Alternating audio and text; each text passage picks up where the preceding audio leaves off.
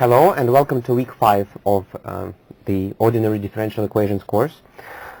On week 5 we are going to start learning about second order differential equations. I want to apologize. Today's lecture is going to be a bit dry. There are no illustrations, it's just reasoning and abstract mathematics. Please note that in order to understand today's lecture you need to review linear algebra in particular, because a lot of material from today's lecture is heavily based on things like determinant, linear dependence, vector space.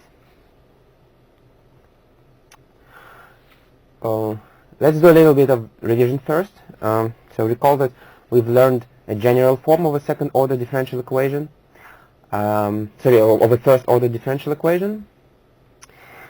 Recall that every initial value problem has a unique solution, but the interval where a solution is defined could be smaller than the interval where the right-hand side of the differential equation is defined. So this is if it is a general, maybe non-linear differential equation. So the advantage of a linear differential equation is that the solution is going to be defined on exactly the same interval as the right-hand side of the differential equation, or in this case coefficients at y and the free term q of t.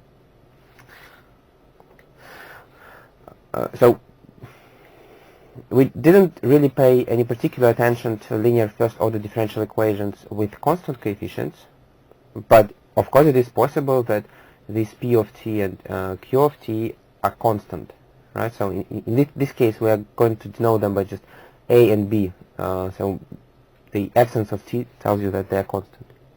Right, so let us solve this linear equation with constant coefficients in most general form. Right, so recall that in order to solve a linear equation we need to multiply it by the integrating factor. Then the left-hand side of the differential equation becomes a very convenient form. It is the derivative of the product of the unknown function and the integrating factor. Right, so then we can integrate it back, and then we are going to get the answer. So that's how it works for the very, very simple, maybe the simplest possible differential equation, a linear first order with constant coefficients.